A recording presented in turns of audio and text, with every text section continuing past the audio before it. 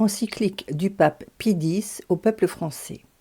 Aux archevêques, évêques, au clergé et au peuple français, à nos bien-aimés fils, François-Marie Richard, cardinal prêtre de la Sainte Église romaine, archevêque de Paris, Victor-Lucien Lecot, cardinal prêtre de la Sainte Église romaine, archevêque de Bordeaux, Pierre-Hector Couillet, cardinal prêtre de la Sainte Église romaine, archevêque de Lyon, Joseph-Guillaume Labouré, cardinal prêtre de la Sainte Église romaine, archevêque de Rennes, et à tous nos vénérables frères, les archevêques et évêques, et à tout le clergé et le peuple français.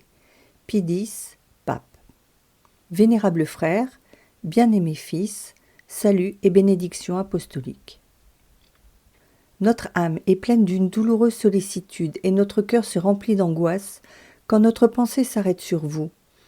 Et comment pourrait-il en être autrement en vérité au lendemain de la promulgation de la loi qui, en brisant violemment les liens séculaires par lesquels votre nation était unie au siège apostolique, crée à l'Église catholique en France une situation indigne d'elle et lamentable à jamais. Événement des plus graves sans doute que celui-là, événement que tous les bons esprits doivent déplorer, car il est aussi funeste à la société civile qu'à la religion. Mais événement qui n'a pu surprendre personne, pourvu que l'on ait prêté quelque attention à la politique religieuse suivie en France dans ces dernières années. Pour vous, vénérables frères, elle n'aura été bien certainement ni une nouveauté, ni une surprise, témoin que vous avez été des coups si nombreux et si redoutables, tour à tour portés par l'autorité publique à la religion. Les attentats passés.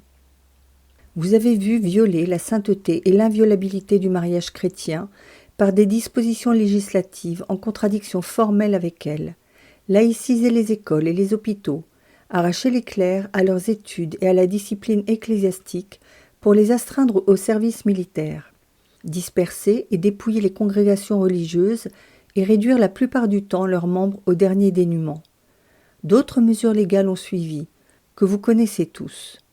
On a abrogé la loi qui ordonnait des prières publiques au début de chaque session parlementaire et à la rentrée des tribunaux, supprimé les signes traditionnels à bord des navires le vendredi saint, effacé du sermon judiciaire ce qui en faisait le caractère religieux, banni des tribunaux, des écoles, de l'armée, de la marine, de tous les établissements publics enfin, tout acte ou tout emblème qui pouvait d'une façon quelconque rappeler la religion.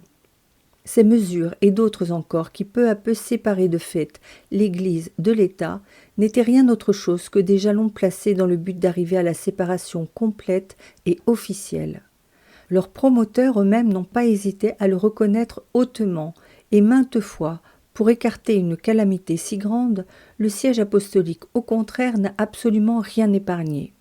Pendant que, d'un côté, il ne se lassait pas d'avertir ceux qui étaient à la tête des affaires françaises et qui les conjurait à plusieurs reprises de bien peser l'immensité des maux qu'amènerait infailliblement leur politique séparatiste, de l'autre, il multipliait vis-à-vis de la France les témoignages éclatants de sa condescendante affection. Il avait le droit d'espérer ainsi, grâce au lien de la reconnaissance, de pouvoir retenir ses politiques sur la pente et de les amener enfin à renoncer à leurs projets.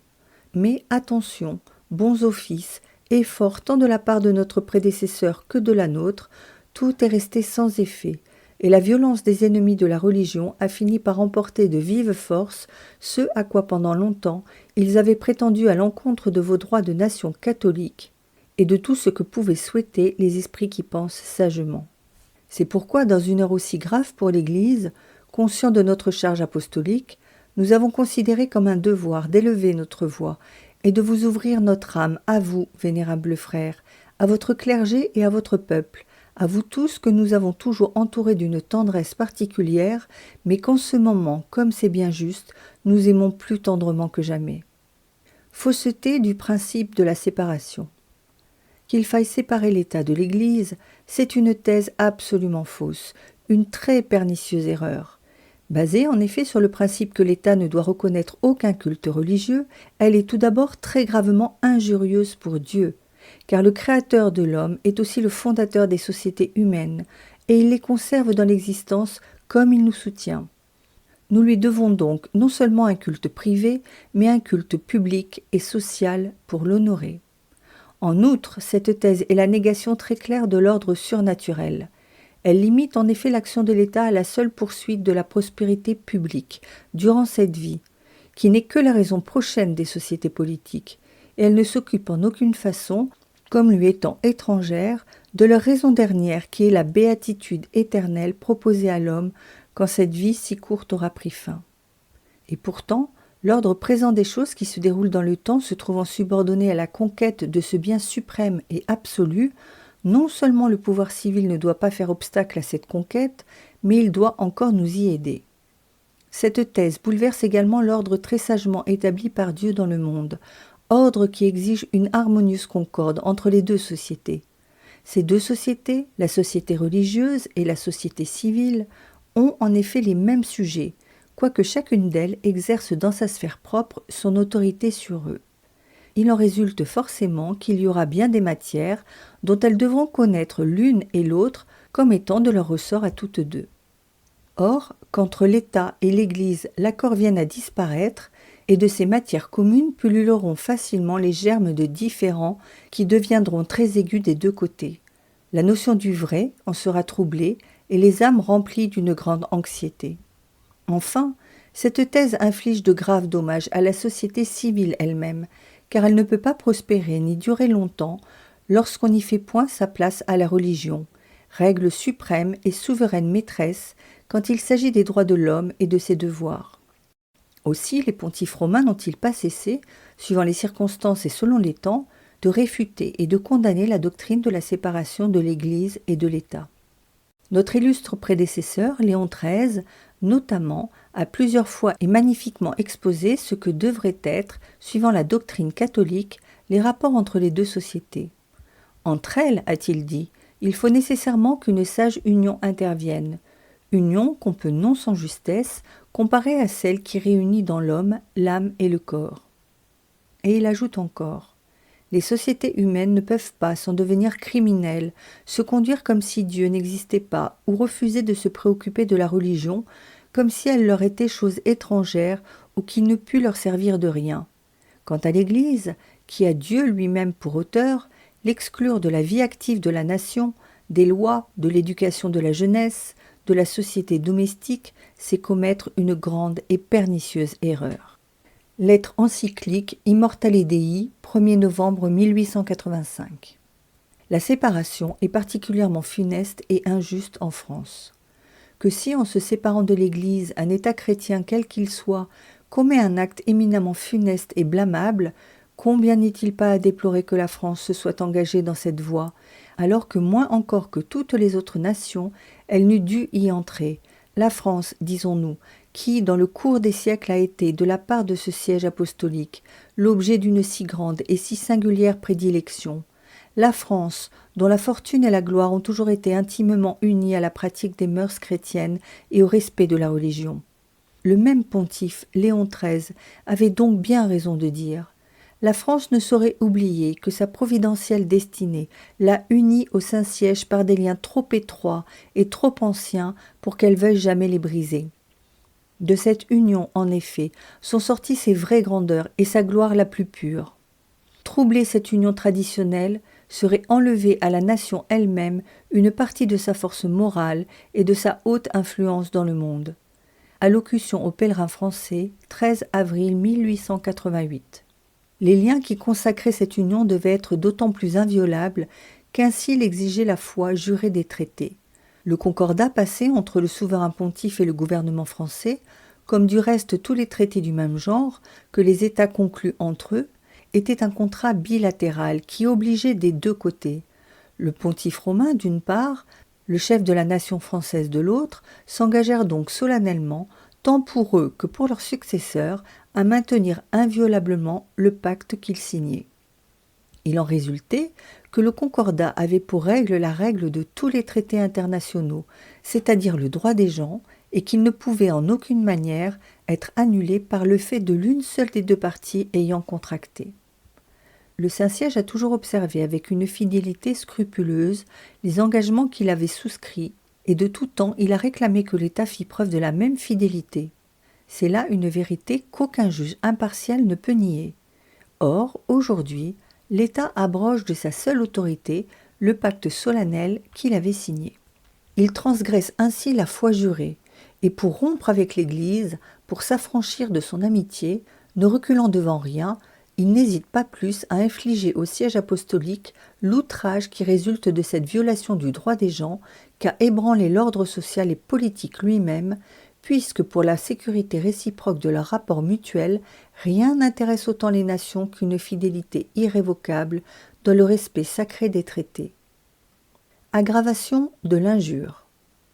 La grandeur de l'injure infligée au siège apostolique par l'abrogation unilatérale du Concordat s'augmente encore et d'une façon singulière quand on se prend à considérer la forme dans laquelle l'État a effectué cette abrogation. C'est un principe admis sans discussion dans le droit des gens et universellement observé par toutes les nations que la rupture d'un traité doit être préventivement et régulièrement notifiée d'une manière claire et explicite à l'autre partie contractante par celle qui a l'intention de dénoncer le traité. Or, non seulement aucune dénonciation de ce genre n'a été faite au Saint-Siège, mais aucune indication quelconque ne lui a même été donnée à ce sujet. En sorte que le gouvernement français n'a pas hésité à manquer vis-à-vis du siège apostolique aux égards ordinaires et à la courtoisie dont on ne se dispense même pas vis-à-vis des États les plus petits, et ces mandataires, qui étaient pourtant les représentants d'une nation catholique, n'ont pas craint de traiter avec mépris la dignité et le pouvoir du pontife, chef suprême de l'Église, alors qu'ils auraient dû avoir pour cette puissance un respect supérieur à celui qu'inspirent toutes les autres puissances politiques, et d'autant plus grand que, d'une part, cette puissance a trait au lien éternel des âmes, et que, sans limite, de l'autre, elle s'étend partout. Injustice et péril des dispositions de la loi examinées en détail. Association cultuelle. Si nous examinons maintenant en elle-même la loi qui vient d'être promulguée, nous y trouvons une raison nouvelle de nous plaindre encore plus énergiquement. Puisque l'État, rompant les liens du Concordat, se séparait de l'Église, il eût dû, comme conséquence naturelle, lui laisser son indépendance et lui permettre de jouir en paix du droit commun dans la liberté qu'il prétendait lui concéder. Or, rien n'a été moins fait en vérité. Nous relevons, en effet, dans la loi, plusieurs mesures d'exception qui, odieusement restrictives, mettent l'Église sous la domination du pouvoir civil. Quant à nous, ce nous a été une douleur bien amère que de voir l'État faire ainsi invasion dans des matières qui sont du ressort exclusif de la puissance ecclésiastique, et nous en gémissons d'autant plus qu'oublieux de l'équité et de la justice, il a créé par là à l'Église de France une situation dure, accablante et oppressive de ses droits les plus sacrés. Les dispositions de la nouvelle loi sont en effet contraires à la Constitution suivant laquelle l'Église a été fondée par Jésus-Christ. L'Écriture nous enseigne, et la tradition des pères nous le confirme, que l'Église est le corps mystique du Christ, corps régi par des pasteurs et des docteurs, Éphésiens 4, 11, société d'hommes dès lors au sein de laquelle des chefs se trouvent qui ont de plein et parfait pouvoir pour gouverner, pour enseigner et pour juger. Matthieu 28, 18, 20, 16, 18, 19, 18, 17, Tite 2, 15, 2 Corinthiens 10, 6, 13, 10, etc. Il en résulte que cette Église est, par essence, une société inégale, c'est-à-dire une société comprenant deux catégories de personnes, les pasteurs et le troupeau, ceux qui occupent un rang dans les différents degrés de la hiérarchie et la multitude des fidèles. Et ces catégories sont tellement distinctes entre elles que dans le corps pastoral seul résident le droit et l'autorité nécessaires pour promouvoir et diriger tous les membres vers la fin de la société. Quant à la multitude, elle n'a pas d'autre devoir que celui de se laisser conduire et, troupeau docile, de suivre ses pasteurs. Saint Cyprien, martyr, exprime cette vérité d'une façon admirable quand il écrit « Notre Seigneur, dont nous devons révérer et observer les préceptes réglant la dignité épiscopale et le mode d'être de son Église, dit dans l'Évangile en s'adressant à Pierre « Ego dico tibi quia tu es Petrus ». Aussi, à travers les vicissitudes des âges et des événements, l'économie de l'épiscopat et la constitution de l'Église se déroulent de telle sorte que l'Église repose sur les évêques et que toute sa vie active est gouvernée par eux. Saint Cyprien affirme que tout cela est fondé sur une loi divine, divina lege fondatum. Contrairement à ces principes, la loi de séparation attribue l'administration et la tutelle du culte public non pas au corps hiérarchique divinement institué par le Sauveur, mais à une association de personnes laïques. À cette association, elle impose une forme, une personnalité juridique, et, pour tout ce qui touche au culte religieux, elle la considère comme ayant seule des droits civils et des responsabilités à ses yeux. Aussi est-ce à cette association que reviendra l'usage des temples et des édifices sacrés. C'est elle qui possédera tous les biens ecclésiastiques, meubles et immeubles. C'est elle qui disposera, quoique d'une manière temporaire seulement, des évêchés, des presbytères et des séminaires. C'est elle, enfin, qui administrera les biens, réglera les quêtes et recevra les aumônes et les legs destinés au culte religieux. Quant au corps hiérarchique des pasteurs, on fait sur lui un silence absolu. Et si la loi prescrit que les associations cultuelles doivent être constituées conformément aux règles d'organisation générale du culte, dont elle se propose d'assurer l'exercice, d'autre part, on a bien soin de déclarer que dans tous les différends qui pourront naître relativement à leurs biens, seul le Conseil d'État sera compétent. Ces associations cultuelles elles-mêmes seront donc, vis-à-vis de l'autorité civile, dans une dépendance telle que l'autorité ecclésiastique, et c'est manifeste, n'aura plus sur elles aucun pouvoir. Combien toutes ces dispositions seront blessantes pour l'Église et contraires à ses droits et à sa constitution divine. Il n'est personne qui ne l'aperçoive au premier coup d'œil, sans compter que la loi n'est pas conçue sur ce point en des termes nets et précis, qu'elle s'exprime d'une façon très vague et se prétend largement à l'arbitraire, et qu'on peut, dès lors, redouter de voir surgir de son interprétation même de plus grands mots. L'Église ne sera pas libre. En outre, rien n'est plus contraire à la liberté de l'Église que cette loi. En effet, quand par suite de l'existence des associations cultuelles, la loi de séparation empêche les pasteurs d'exercer la plénitude de leur autorité et de leur charge sur le peuple des fidèles, quand elle attribue la juridiction suprême sur ces associations cultuelles au Conseil d'État, et qu'elle les soumet à toute une série de prescriptions en dehors du droit commun qui rendent leur formation difficile, et plus difficile encore leur maintien, quand, après avoir proclamé la liberté du culte, elle en restreint l'exercice par de multiples exceptions, quand elle dépouille l'Église de la police intérieure des temples pour en investir l'État, quand elle entrave la prédication de la foi et de la morale catholique et édicte contre les clercs un régime pénal sévère et d'exception, quand elle sanctionne ces dispositions et plusieurs autres dispositions semblables où l'arbitraire peut aisément s'exercer, que fait-elle donc sinon placer l'Église dans une sujétion humiliante et sous le prétexte de protéger l'ordre public,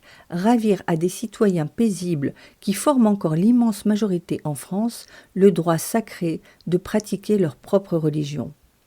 Aussi, n'est-ce pas seulement en restreignant l'exercice de son culte auquel la loi de séparation réduit faussement toute l'essence de la religion que l'État blesse l'Église. C'est encore en faisant obstacle à son influence, toujours si bienfaisante sur le peuple, et en paralysant de 1000 manières différentes son action. C'est ainsi, entre autres choses, qu'il ne lui a pas suffi d'arracher à cette Église les ordres religieux, ses précieux auxiliaires dans le sacré ministère, dans l'enseignement, dans l'éducation, dans les œuvres de charité chrétienne, mais qu'il la prive encore des ressources qui constituent les moyens humains nécessaires à son existence et à l'accomplissement de sa mission. Droit de propriété violé. Outre les préjudices et les injures que nous avons relevés jusqu'ici, la loi de séparation viole encore le droit de propriété de l'Église et elle le foule aux pieds. Contrairement à toute justice, elle dépouille cette Église d'une grande partie d'un patrimoine qui lui appartient pourtant à des titres aussi multiples que sacrés. Elle supprime et annule toutes les fondations pieuses très légalement consacrées au culte divin ou à la prière pour les trépassés. Quant aux ressources que la libéralité catholique avait constituées pour le maintien des écoles chrétiennes ou pour le fonctionnement des différentes œuvres de bienfaisance cultuelle, elle les transfère à des établissements laïques où l'on chercherait vainement le moindre vestige de religion. En quoi elle ne viole pas seulement les droits de l'Église, mais encore la volonté formelle et explicite des donateurs et des testateurs. Il nous est extrêmement douloureux aussi qu'au mépris de tous les droits, la loi déclare propriété de l'État des départements ou des communes tous les édifices ecclésiastiques antérieurs au Concordat. Et si la loi en concède l'usage indéfini et gratuit aux associations cultuelles, elle entoure cette concession de temps et de telles réserves qu'en réalité, elle laisse au pouvoir public la liberté d'en disposer. Nous avons de plus les craintes les plus véhémentes en ce qui concerne la sainteté de ces temples, asiles augustes de la majesté divine et lieux 1000 fois chers à cause de leur souvenir à la piété du peuple français. Car ils sont certainement en danger s'ils tombent entre des mains laïques d'être profanés. Quand la loi supprimant le budget des cultes exonère ensuite l'État de l'obligation de pourvoir aux dépenses cultuelles, en même temps, elle viole un engagement contracté dans une convention diplomatique et elle blesse très gravement la justice. Sur ce point, en effet, aucun doute n'est possible et les documents historiques eux-mêmes en témoignent de la façon la plus claire. Si le gouvernement français assuma dans le Concordat la charge d'assurer aux membres du clergé un traitement qui leur permit de pourvoir d'une façon convenable à leur entretien et à celui du culte religieux, il ne fit point cela à titre de concession gratuite. Il s'y obligea à titre de dédommagement partiel, au moins vis-à-vis de l'Église, dont l'État s'était approprié les biens pendant la première Révolution. D'autre part aussi, quand dans ce même concordat et par amour de la paix, le pontife romain s'engagea en son nom et au nom de ses successeurs à ne pas inquiéter les détenteurs des biens qui avaient été ainsi ravis à l'Église, il est certain qu'il ne fit cette promesse qu'à une condition, c'est que le gouvernement français s'engagerait à perpétuité, à doter le clergé d'une façon convenable et à pourvoir aux frais du culte divin. Principe de discorde. Enfin, et comment pourrions-nous bien nous taire sur ce point ? En dehors des intérêts de l'Église qu'elle blesse, la nouvelle loi sera aussi des plus funestes à votre pays. Pas de doute, en effet, qu'elle ne ruine lamentablement l'union et la concorde des âmes. Et cependant, sans cette union et sans cette concorde, aucune nation ne peut vivre et prospérer. Voilà pourquoi, dans la situation présente de l'Europe surtout, cette harmonie parfaite forme le vœu le plus ardent de tous ceux, en France, qui, aimant vraiment leur pays, ont encore à cœur le salut de la patrie. Quant à nous, à l'exemple de notre prédécesseur et héritier de sa prédilection toute particulière pour votre nation, nous nous sommes efforcés sans doute de maintenir la religion de vos aïeux dans l'intégrale possession de tous ses droits parmi vous. Mais, en même temps, et toujours ayant devant les yeux cette paix fraternelle, dont le lien le plus étroit est certainement la religion, nous avons travaillé à vous raffermir tous dans l'union. Aussi, nous ne pouvons pas voir sans la plus vive angoisse que le gouvernement français vient d'accomplir un acte qui, en attisant sur le terrain religieux des passions excitées déjà d'une façon trop funeste, semble de nature à bouleverser de fond en comble tout votre pays. La condamnation. C'est pourquoi, nous souvenant de notre charge apostolique et conscients de l'impérieux devoir qui nous incombe de défendre contre toute attaque et de maintenir dans leur intégrité absolue les droits inviolables et sacrés de l'Église en vertu de l'autorité suprême que Dieu nous a conférée, nous, pour les motifs exposés ci-dessus, nous réprouvons et nous condamnons la loi votée en France sur la séparation de l'Église et de l'État comme profondément injurieuse vis-à-vis de Dieu, qu'elle renie officiellement, en posant en principe que la République ne reconnaît aucun culte. Nous la réprouvons et condamnons comme violant le droit naturel, le droit des gens et la fidélité due au traité, comme contraire à la constitution divine de l'Église, à ses droits essentiels, à sa liberté, comme renversant la justice et foulant aux pieds les droits de propriété que l'Église a acquis à des titres multiples et en outre en vertu du Concordat. Nous la réprouvons et condamnons comme gravement offensante pour la dignité de ce siège apostolique, pour notre personne, pour l'épiscopat, pour le clergé et pour tous les catholiques français. En conséquence, nous protestons solennellement de toutes nos forces contre la proposition, contre le vote et contre la promulgation de cette loi, déclarant qu'elle ne pourra jamais être alléguée contre les droits imprescriptibles et immuables de l'Église pour les infirmer. Aux évêques et au clergé, instruction pratique. Nous devions faire entendre ces graves paroles et vous les adresser à vous, vénérables frères, au peuple de France et au monde chrétien tout entier, pour dénoncer le fait qui vient de se produire. Assurément, profonde est notre tristesse, comme nous l'avons déjà dit, quand, par avance, nous mesurions du regard les maux que cette loi va déchaîner sur un peuple si tendrement aimé par nous. Et elle nous émeut plus profondément encore à la pensée des peines, des souffrances, des tribulations de tout genre qui vont vous incomber, à vous aussi, vénérables frères, et à votre clergé tout entier. Mais pour nous garder au milieu des sollicitudes si accablantes contre toute affliction excessive et contre tous les découragements, nous avons le ressouvenir de la providence divine, toujours si miséricordieuse, et l'espérance mille fois vérifiée que jamais Jésus-Christ n'abandonnera son Église, que jamais il ne la privera de son indéfectible appui. Aussi, sommes-nous bien loin d'éprouver la moindre crainte pour cette Église. Sa force est divine, comme son immuable stabilité. L'expérience des siècles le démontre victorieusement. Personne n'ignore en effet les calamités innombrables et plus terribles les unes que les autres qui ont fondu sur elle pendant cette longue durée, et là où toute institution purement humaine eût dû nécessairement s'écrouler, l'Église a toujours puisé dans ses épreuves une force plus rigoureuse et une plus opulente fécondité. Quant aux lois de persécution dirigées contre elle, l'histoire nous l'enseigne, et dans des temps assez rapprochés, la France elle-même nous le prouve. Forgées par la haine, elles finissent toujours par être abrogées avec sagesse, quand devient manifeste le préjudice qui en découle pour les États. Plaise à Dieu que ceux qui en ce moment sont au pouvoir en France suivent bientôt sur ce point l'exemple de ceux qui les précédèrent.